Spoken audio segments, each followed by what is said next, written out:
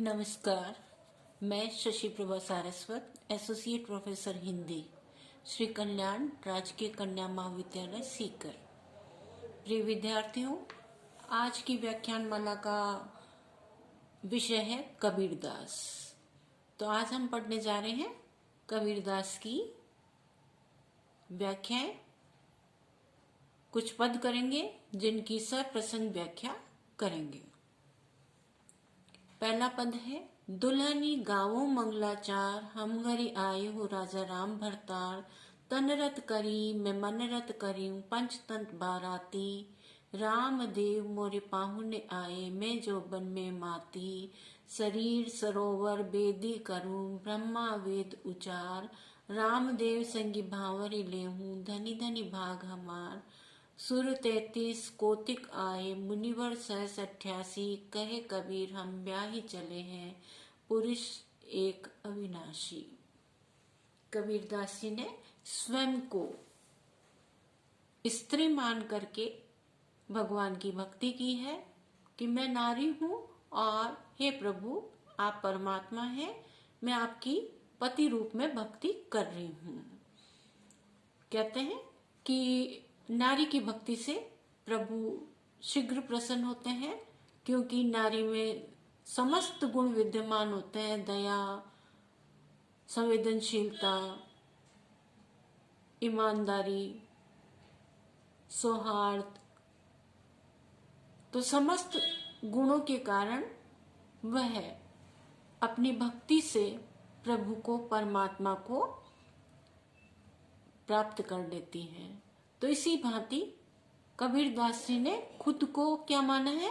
स्त्री, औरत मान करके भगवान की भक्ति कर रहे हैं।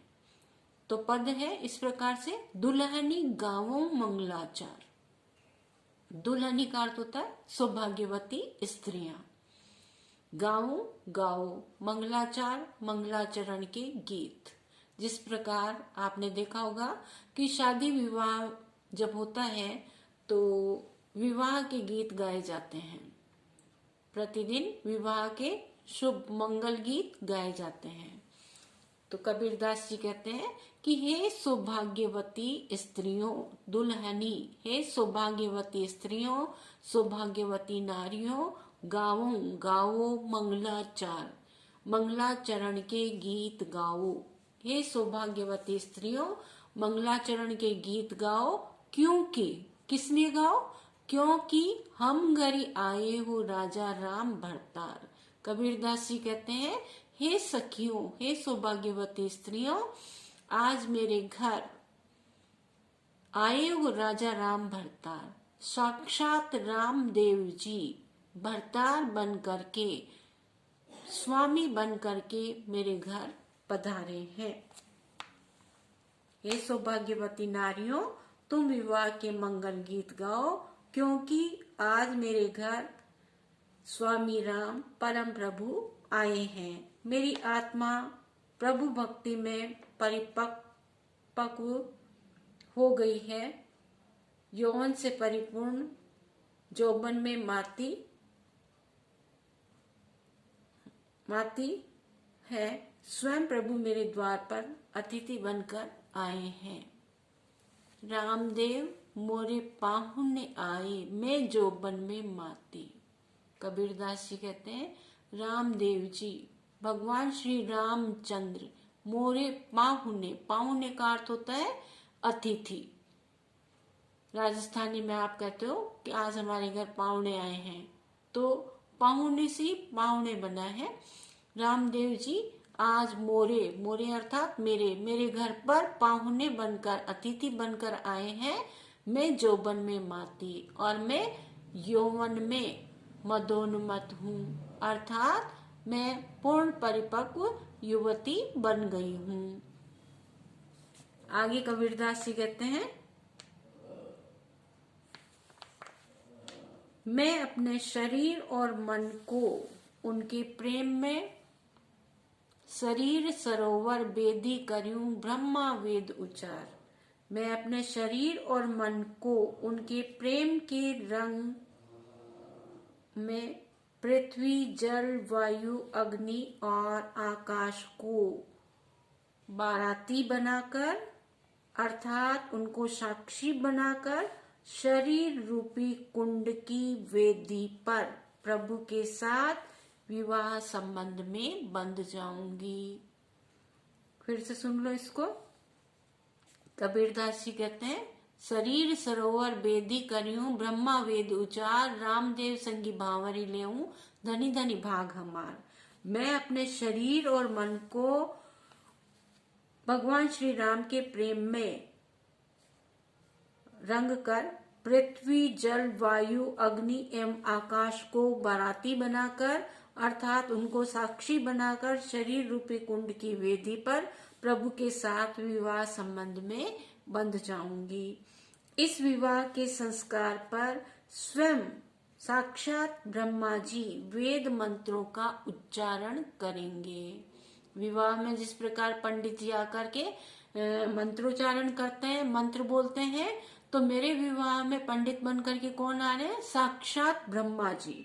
ब्रह्मा जी वेद मंत्रों का उच्चारण करेंगे। फिर आगे कबीरदास जी कहते हैं कि विवाह हो चुका है। वे कहते हैं, इस प्रेम से आत्मा के इस महामिलन को, आत्मा और परमात्मा के महामिलन को देखने के लिए कौन आए हैं? सुर 33 कोटिक आए, 33 करोड़ देवी देवता और 88 करोड़ मुनिवर इस विवाह को, आत्मा और परमात्मा के मिलन को देखने के लिए आए हैं, दर्शन करने के लिए आए हैं। मैं तो क्या हूँ? आत्मा और परमात्मा प्रभु श्री राम, आत्मा और परमात्मा दोनों का मिलन हो रहा है। इस मिलन के दृश्य को देखने के लिए 88 करोड़ मुनिवर आए हैं और 33 करोड़ देवता पधारे हैं। आगे कबीरदास जी कहते हैं, कहे कबीर हम ब्याही चले हैं पुरुष एक अविनाशी। इस प्रकार अविनाशी जिसका कभी नाश न हो, अविनाशी परम पुरुष श्री राम से विवाह सूत्र जोड़कर वे इस संसार से जा रहे हैं। कबीरदास जी कहते हैं कि इस प्रकार अविनाशी परम पुरुष से अटूट प्रेम संबंध जोड़कर वे इस संसार सागर से, भवसागर से जा रहे हैं, संसार से जा रहे हैं। विशेष टिप्पणी में आप ये लिखेंगे,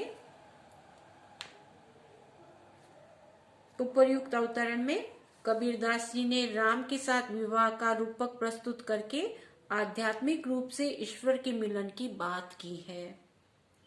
निम्नलिखित पद से यह स्पष्ट होता है कि कबीर की भक्ति भावना एक परिपक्व एवं अनुभवी भक्त की भक्ति है। मैं जोबन में माती काव्य पंक्ति यह स्पष्ट करती है कि कबीर का यौवन रूपी भक्ति भाव अब पर्याप्त परिपक्व हो चुका है। कबीरदास जी ने यहाँ अपनी विचारधारा के प्रतिकूल 33 करोड़ देवता एवं 88 करोड़ मुनियों तथा ब्रह्मा आदि का उल्लेख किया है, किंतु इसका आशय यह नहीं है कि कबीर बहुदेववाद अथवा अंधविश्वास से अन्य देवी देवताओं को नहीं मानते थे। इन सब का उल्लेख केवल यहाँ उस परम मिलन की अद्भुतता दिखाने के लिए किया है।